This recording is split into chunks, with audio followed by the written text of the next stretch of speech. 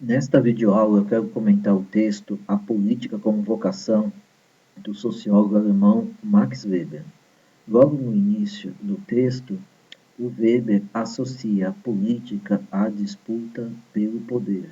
Então, segundo o Max Weber, todo homem que se entrega à política aspira ao poder. E a política, então, para ele, nada mais é do que o conjunto de esforços feitos com vistas a participar do poder ou influenciar a divisão do poder. Então, para o autor, política sempre caminha para e passo com a disputa, com a busca pelo poder, em especial o poder político.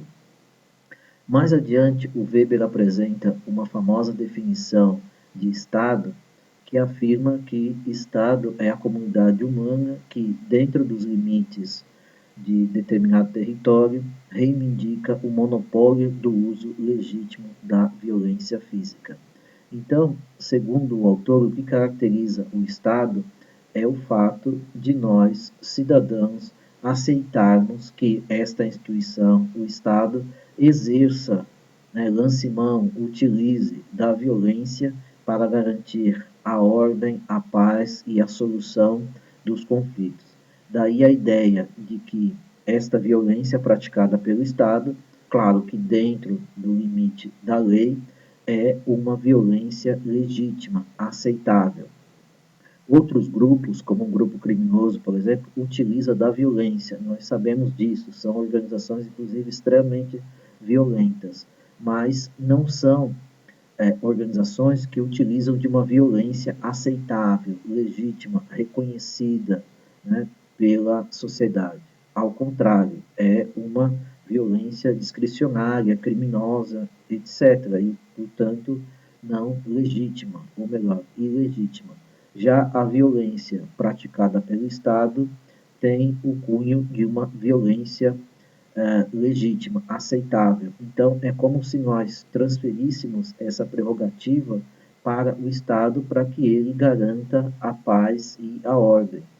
E mais ainda, para que a gente não se veja no direito de utilizar da violência a qualquer momento.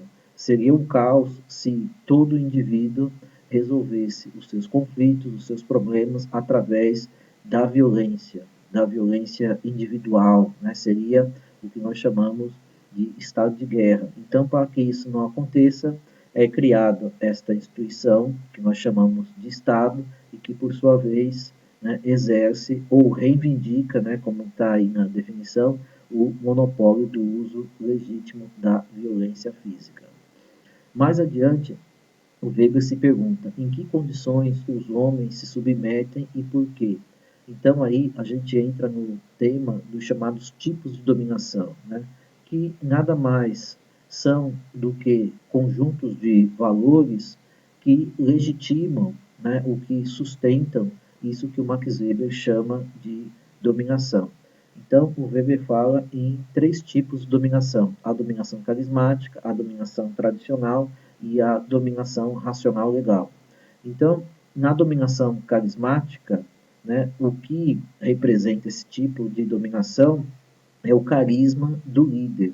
Então, o grupo, né, que é dominado, ele vê no líder carismático alguém capaz de realizar grandes feitos, grandes façanhas, até alguém como um detentor de poderes mágicos, né? Então, o grupo acredita, né, no poder, né, no carisma desse líder e o segue por conta disso. Então, segundo Max Weber, pode ser um líder carismático, um profeta, um guerreiro ou aquilo que o Weber chama de demagogo, né, que seria, no caso, um político com grande capacidade de oratória.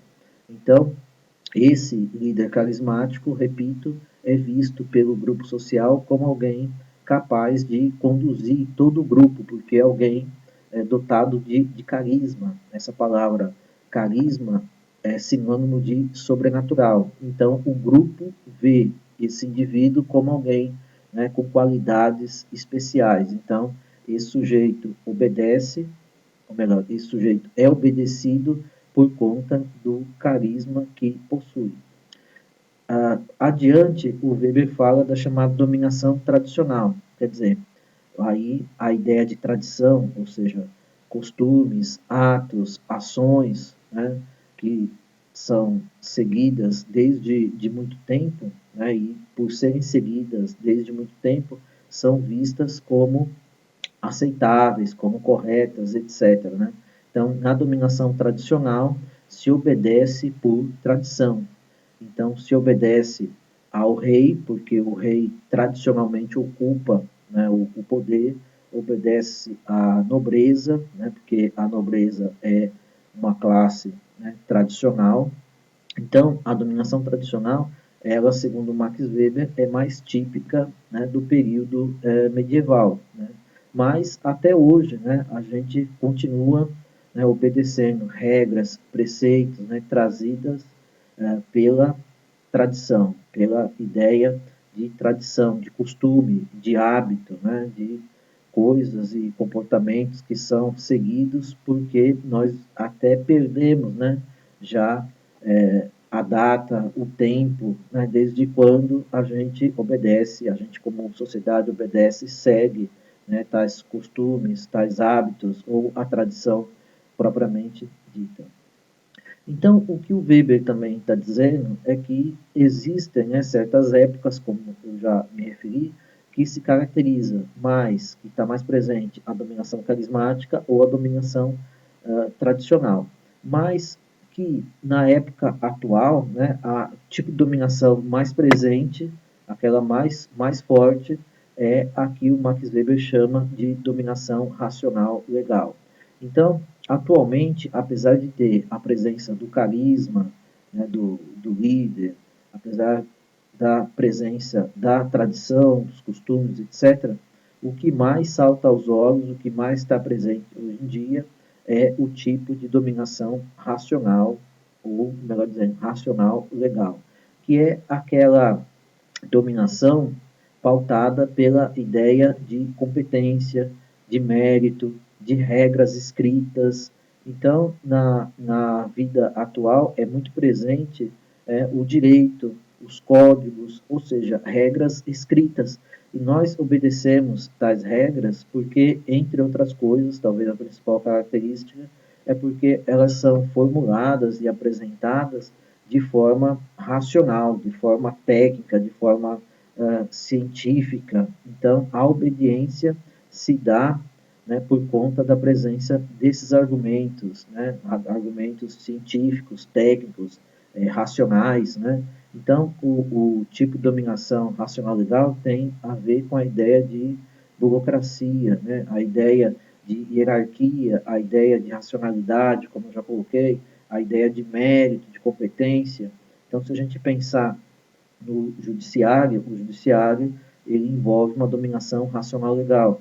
Então, você não ocupa cargos, né, normalmente não é por eleição, mas é por mérito, porque você presta concurso e a instituição do judiciário tem toda uma hierarquia. Então, os membros dessa instituição, eles ocupam postos e eles vão galgando, né, eles vão subindo de cargo, né, conforme vão se qualificando. Enfim, então, a ideia de dominação atual é muito pautada por essa ideia da burocracia, dos códigos, da racionalidade, etc. E tal. Mas é bem verdade também que, apesar de ser a dominação, a justificativa do poder mais presente, essa ideia da racionalidade, é bem verdade, como eu já falei, continua presente a ideia de tradição, a ideia de carisma. Então, no âmbito da realidade, é como se elementos desses três tipos de dominação se misturassem. Mas hoje, sem sombra de dúvidas, a dominação mais presente é a dominação racional legal. Mais adiante, o Weber ele vai falar algumas coisas, né, sobre a questão da administração, né, do Estado. Então, ele fala de dois tipos de Estado e cada um deles vai envolver, né, um tipo, né, de administradores. Então, ele vai se referir, né, a um tipo, né, de administração do Estado quando o Estado maior, né, os funcionários ou outros magistrados, de cuja obediência depende o detentor do poder, são eles próprios os proprietários dos instrumentos de gestão. Instrumentos esses que podem ser recursos financeiros, edifícios, material de guerra e etc. Então, aqui claramente é aquela ideia, né, de Estado medieval, no qual a nobreza ela era, ao mesmo tempo, né, detentora, né, dos recursos de gestão, de administração do Estado, e ela própria, nobreza, era os funcionários do Estado. Então, não havia uma separação entre os recursos de administração e quem exercia, né, a administração propriamente dita. Então, na Idade Média, a nobreza ela era, digamos assim, o conjunto, né, de funcionários, de administradores, e era ela a nobreza que detinha, que possuía, né, que era proprietária, né, para usar um termo mais claro, né, dos recursos, tanto financeiros quanto materiais de administração do Estado. Mas, do outro lado, o Weber fala, né, de um outro tipo de administradores. Então, ele diz que, nesse caso, o Estado Maior é privado dos meios de gestão, no mesmo sentido em que, na época atual, o empregado e o proprietário são privados dos meios materiais de produção numa empresa capitalista. Então, aqui, o que ele está querendo dizer é que os funcionários do Estado, eles não possuem, eles não são donos dos meios, dos recursos de gestão e administração do Estado. Ou seja, esses meios, esses recursos pertencem ao próprio Estado, sejam eles, né, edifícios, sejam eles recursos financeiros, né, ou outro tipo, né, de bem, de recurso, esses recursos pertencem ao Estado agora, e não mais a quem administra o Estado. Então, por isso que ele está fazendo essa comparação, né, com o mundo capitalista. Então, no mundo capitalista, uma das coisas que caracteriza o capitalismo é o fato, né, da burguesia ser a classe proprietária, né, de um lado, mas do outro lado, né, houve essa separação. Você tem, né, o proletariado que não possui bem nenhum, né, ele só possui a força de trabalho para vender no mercado. E aqui o Weber está se referindo aos meios, né, de gestão. Então, os meios de gestão, no caso do Estado moderno, eles pertencem ao próprio Estado e não aos funcionários, né, que administram o Estado. Então, uma separação semelhante à qual nós já vimos no mundo econômico. Mais adiante, quando Weber vai entrar mais nessa questão, né, do político com vocação, né, o político que eles chamam de político profissional, ele vai dizer, olha, você tem aí dois tipos de políticos. Né? Você tem aquele que vive para a política, ou seja, que se dedica, né, plenamente ao mundo da política, e aquele que almeja o poder, né, como nós já salientamos, e é aquele sujeito que age de forma totalmente independente. Né? Daqui a pouco a gente vai falar.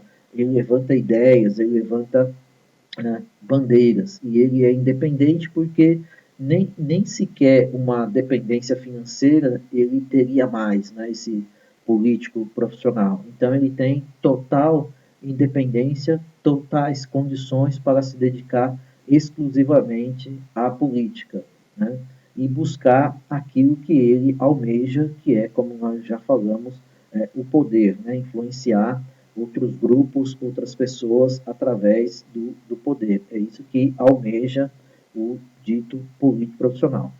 Do outro lado, você tem aqueles que, segundo Max Weber, vivem da política. Então, é gente que não conseguiu ainda obter uma independência para atuar, né, politicamente falando. Então, muitas vezes é o jornalista ou o advogado, né, que, apesar de antes de ter entrado na política, né, eles tinham lá o seu cargo, o seu rendimento, né, como jornalista ou como advogado, eles ainda não conseguem, né, viver sem um salário. Então, se agora eles estão na política, eles dependem do salário, né, que vem da política, como deputado, ou como senador, ou como vereador. Então, é essa ideia que o Weber está colocando. É gente que não tem nem sequer total independência financeira, né, para defender as suas próprias ideias. Então, são dependentes, né, de um cargo, são dependentes, né, de um salário que recebem, ou como políticos, né, quando estão exercendo um cargo público, da mesma forma que, né, dependiam antes do seu salário, né, como jornalista ou como, né, advogado. Então, é gente que, segundo Max Weber, tem que viver da política, não para a política. Então, é um tipo, né, de político que não tem total independência financeira, né, e isso também faz com que ele também não tenha, né, uma total dependência, ou melhor, independência para atuar, para agir politicamente. Então, o Weber chama de profissional da política, né, o primeiro tipo, ou seja, aquele que tem condição de se dedicar exclusivamente à política e agir, portanto, com independência, né, nas suas escolhas, nas suas propostas e etc. Então, esses que vivem para a política são políticos profissionais. Os outros, segundo o Max Weber, não podem entrar na mesma categoria, já que não conseguem tomar decisões com 100% de independência. Mais adiante, o Weber coloca um tema que é bastante interessante também, que é a diferença entre o funcionário do Estado, ou seja, aquele que ele chama também de burocrata, né, e o homem político, em especial o político profissional. Então, o Weber, em relação aos funcionários, ele vai dizer que o verdadeiro funcionário não deve fazer política exatamente devido à sua vocação. Deve administrar, antes de tudo, de forma não partidária. Então, é a ideia de que o funcionário, o burocrata, ele cumpre ordens, ele segue determinações, ele segue códigos, ele segue o que já está estabelecido na regra, né? Quer dizer, agir com paixão, agir com as suas próprias ideias, né, com as suas próprias convicções, não é papel do burocrata, não é papel do funcionário. O funcionário ele tem que seguir aquilo que já está determinado pelas regras, pelos códigos, pelo direito, né? No caso aqui, em especial, pelo direito administrativo, mas também o direito constitucional. Do outro lado, o homem político já é algo bastante diferente. Então, o Weber vai dizer que, com efeito, tomar partido, lutar, apaixonar-se, são as características do homem político. Então, segundo Max Weber, o homem político ele tem que ter projetos, ter ideias, ter bandeiras, né, ter propostas e defender essas propostas de forma apaixonada. É a ideia assim do visionário, do estadista, né, aquele que vai conduzir o país para outros rumos, né, aquele que vai defender de fato, né, certas ideias, certos projetos, né, de forma extremamente apaixonada. Então, fazer um discurso apaixonado é papel, né, do homem político, defender ideias apaixonadamente, tomar partido, né, quer dizer, se posicionar em relação às questões é típico do homem político. Mas esse tomar partido, repito, não pode ser típico, não pode ser uma característica do funcionário. O funcionário do Estado, ele tem que apenas cumprir regras, seguir as determinações administrativas. Enfim, então são duas categorias extremamente importantes. Né? Às vezes haverá, né, uma grande tensão, né, inclusive entre essas duas categorias, mas esse é um tema para a próxima oportunidade. Mas, de qualquer forma, é bom ter claro que são dois tipos de atores que trabalham, né, dentro do âmbito do Estado. O funcionário, o burocrata e o homem político propriamente dito.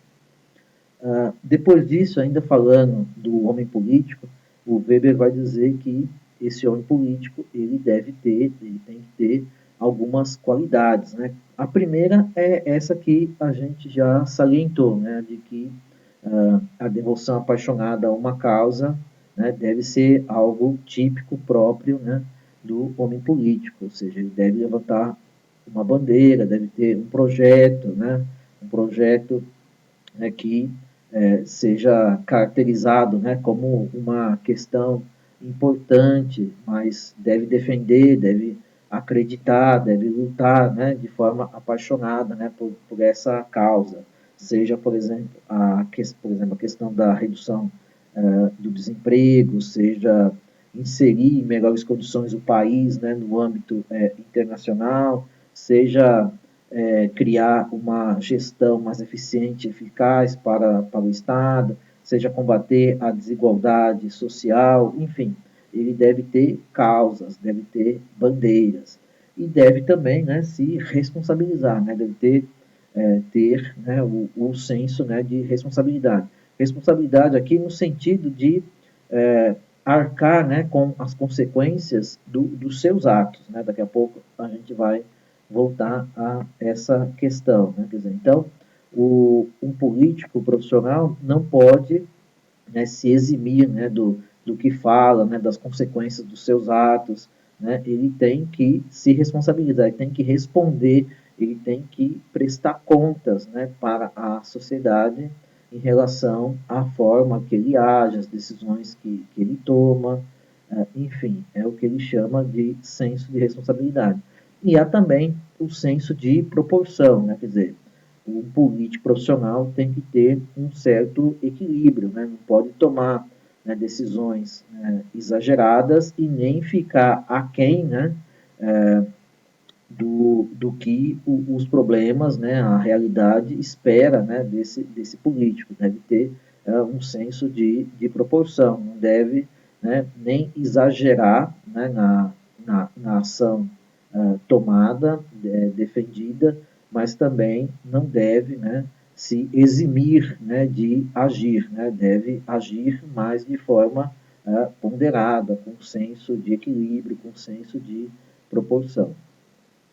E aí, adiante, o Weber mostra ou argumenta que o maior inimigo do político profissional é a vaidade. Ou seja, a gente conhece ao longo da história vários casos, né, de políticos que, à véspera de sair o resultado, por exemplo, de uma eleição, né, afirmavam ou afirmaram que haviam ganho a eleição. Né? Então, isso transmitiu ali uma certa vaidade, né?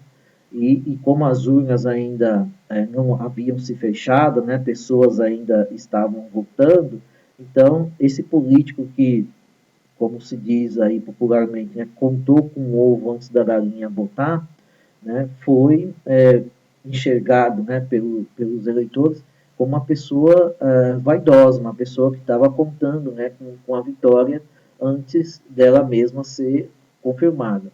O fato é que, em várias situações, esse comportamento vaidoso produziu até uma reviravolta, né, na contagem dos votos. Então, um político vaidoso, prepotente, muito dono de si, né, que acha que sabe de tudo, normalmente não é bem visto, né, pela sociedade. Então, a vaidade, segundo Max Weber, é o maior inimigo, né, do homem político. E também em política, segundo o Weber, né, existem alguns pecados, né, e segundo ele, né, um dos principais é não defender uma causa, é não ter um projeto, não ter uma proposta. Né? Quer dizer, um político que quer se diferenciar dos demais, ele tem que ter uma bandeira, ele tem que ter uma proposta, uma ideia, né, para defender. Né? Mesmo que essa ideia seja uma ideia até muito difícil, né, de ser praticada imediatamente, mas o político também tem que ter esse lado, né, visionário, ele tem que olhar para o futuro, né, e não para o passado. Enfim, então tem que ter propostas para a área de educação, propostas para a área de saúde, proposta no âmbito das relações internacionais. Segundo Weber, não é tão necessário que o político acredite sequer, né, nessas propostas, nessas bandeiras, né? porque como a gente já deixou bem claro, o que ele visa, o que ele quer atingir é o poder, né? Mas também não pode ser o poder pelo poder, né? Segundo o Max Weber. Para que o político chegue ao poder e mantenha o poder, ele tem que prestar bons serviços, né? Daí essa ideia de ter proposta, de levantar bandeiras, etc. e tal, né? Então, aquele político que não defende causa alguma, segundo Max Weber, não é um bom político, e aqui se trata, né, de um verdadeiro pecado em política. Outro pecado é não ter sentimento de responsabilidade, ou seja, aquele político que sempre foge da responsabilidade, né, que não assume as consequências dos seus atos, né. Isso também pode se revelar, né, em um grande problema, em um grande pecado em política, né, como a gente já falou. O político ele tem que prestar contas, ele tem que deixar claro para a sociedade se ele tomou uma determinada decisão, ele tem que depois justificar, depois explicar por que ele tomou, né, tal decisão. Então, prestar contas é a ideia do sentimento de responsabilidade. Se ele não tem esse sentimento de responsabilidade, é uma falha bem grande, né, um verdadeiro pecado, né, para o político, né, não ter sentimento de responsabilidade, não prestar contas, não arcar com as consequências dos seus atos. No finalzinho do texto, o Max Weber ele fala, né, de dois tipos de ética. Né? Porque tem toda essa discussão. Ah, não existe ética na política, o político pode fazer qualquer coisa. Não, segundo Max Weber não é assim, mas ele distingue, né, a chamada ética da convicção da ética da responsabilidade. Então, a ética da convicção, segundo o Weber, é a ética assim dos intelectuais ou daqueles que seguem princípios. Então, por exemplo, o intelectual ele pode afirmar, né, que é, por exemplo, um pacifista. Né? Dizer, não, eu não defendo o uso eu defendo que a violência não seja utilizada, né, em situação nenhuma. Quer dizer, o intelectual ele pode, o intelectual, um religioso, pode seguir, né, esse princípio do pacifismo. Né? Então, por princípio, ou seja, antes de mais nada, eu sou um pacifista. Eu não defendo o uso da violência. Para mim, a violência não deve, não pode ser utilizada em situação nenhuma. Enfim, então é tranquilo para um intelectual, para um religioso, seguir, né, esse tipo de ética. Mas, segundo Max Weber, isso não é possível no caso da política, porque vai ter hora, né, eu estou falando aqui da perspectiva do Estado, né, do poder, que o Estado e mesmo os políticos vão ter que autorizar, inclusive, o uso da violência. Né? Numa situação de guerra, por exemplo, evidentemente o Estado tem que se proteger, né? E se protege como? Usando as armas, lançando mão do poder militar, ou seja, gerando violência. Mas a gente vê também que no caso, né, de revoltas, de desordens, né, de tumulto, o Estado também utiliza da violência, né, para reprimir a revolta, o tumulto, a desordem. Então, aqui o Weber está se referindo a um outro tipo de ética, é a chamada ética da responsabilidade. Ou seja, o estadista, né, o comandante, né, o líder do Estado, ele não pode, né, se guiar por uma ética da convicção. Ou seja, afirmar que é um pacifista e que não usa da violência. Eu só estou dando esse exemplo, mas poderia levantar outros aspectos. Por quê? Porque ao fazê-lo, se ele seguisse uma ética da convicção, baseada em princípios, ele estaria colocando em risco a sobrevivência do próprio Estado.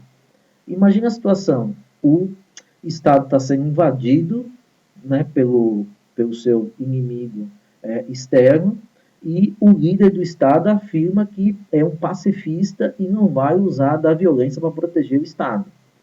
Quer dizer, ele está sendo aí, na verdade, o anti-estadista. Ele não está cumprindo aquilo que espera-se dele. Por isso que o Weber vai dizer, não, esse estadista tem que se guiar pela ética da responsabilidade. Ou seja, existirão situações que o Estado vai ter que lançar mão, utilizar da violência. Ele vai ter que reprimir, evitar uma invasão ou mesmo reprimir, né, eu estou falando aqui, repito, do ponto de vista do Estado, reprimir, né, uma situação de desordem. Claro que a gente está vivendo, né, numa era, né, numa, que a gente, né, acredita, né, e batalha, né, para que seja uma época democrática, né, realmente democrática. Então, nesse caso, o Estado tem que agir dentro da lei, dentro dos limites da lei. Mas mesmo uma democracia, né, existirão, como existem, situações nas quais o Estado tem que utilizar da violência, seja, repito, por conta de uma desordem interna, né, uma revolta, né, uma onda de criminalidade, né, internamente falando, seja, né, por conta de uma invasão de um inimigo de fora, externo. Então, nessas situações e em várias outras, o Estado ele tem que se impor. E ele vai se impor, muitas vezes, utilizando da força física. Só que qual que é a diferença entre a ética da convicção e a ética da responsabilidade? É que no caso da ética da responsabilidade, o estadista não fica imóvel diante da situação, ele age, né, como por exemplo no caso de conter uma desordem, mas ele deve se responsabilizar pelo o seu ato. Ele deve, por exemplo, explicar para a sociedade que foi necessário a utilização da força, porque ele não podia, em hipótese alguma, admitir que o Estado fosse colocado em risco, né? Então, é claro que nessas situações é possível, e a gente vê que isso acontece, né? Alguns ficam feridos, outros, né, terminam falecendo, mas um estadista ele tem que se responsabilizar por isso, ele tem que explicar se ele não agisse naquela situação, né, as consequências poderiam ser ainda piores, né? Então essa ética da responsabilidade é a ideia de prestar contas, né, de se responsabilizar, né, pelos seus atos. O que um estadista, o que um político profissional, né, um chefe de Estado não pode fazer é se omitir, né, alegando que, por princípio, né, ou no caso aí, pela ética da convicção, ele não utiliza da violência. Na verdade, quem é chefe de Estado, né, é questão de tempo, né, de ter que autorizar a utilização de algum tipo de violência, porque, como a gente já falou, o que caracteriza o Estado, o que define o Estado, é que ele é o monopólio legítimo do uso da violência, né? Então, em várias situações, né, o estadista vai ter que usar da violência, porque ele não pode, né, deixar que o Estado, propriamente dito, né, se sinta ameaçado, né, e entre numa derrocada por conta de um imobilismo. Então, não é que a política não tem ética, e não é também que um estadista pode fazer tudo, né, o que desejar. Não, ele tem que agir dentro do limite da lei e dentro dos limites do que o Max Weber chama de ética da responsabilidade, porque essa ideia da ética da responsabilidade está, como eu já salientei, a ideia de prestar contas, né, de explicar para a sociedade por que agiu, né, de uma determinada forma e não de outra. Mas o fato também, o outro lado da moeda, é que um estadista não pode ver, como a gente fala popularmente, né, o circo pegar fogo e ficar no imobilismo. Ele tem que agir, né, ele tem que proteger o Estado nas mais variadas, né, situações que trazem perigo para, né, o Estado. Então, o que o Max Weber está mostrando é que Estado tem a ver, né, ou política tem a ver com a questão do poder, os políticos almejam, né, o poder, e que o Estado, né, além de ter relação com o poder, tem relação com essa questão, né, do monopólio legítimo do uso da violência. Né? Quer dizer, se você está falando de Estado, você está falando de poder, você tem que perceber que a violência é como se fosse assim uma grande espada, né, que paira sobre as nossas cabeças. E cedo ou tarde, o Estado, para se proteger, né, para enfrentar uma série de situações, ele vai utilizar da violência. Mas isso não significa que, né, a política, o Estado, não deva seguir uma ética. Tem que seguir uma ética, só que não é uma ética baseada, né, em princípios rígidos. Essa ética é a ética da responsabilidade, né, de agir para defender o Estado, mas explicando, prestando contas, né, se responsabilizando pelas consequências dos atos praticados. Bom, eu vou parar por aqui, espero que numa próxima oportunidade a gente continue a debater esses temas tão importantes e tão instigantes que nos traz o Max Weber. Muito obrigado e até a próxima oportunidade.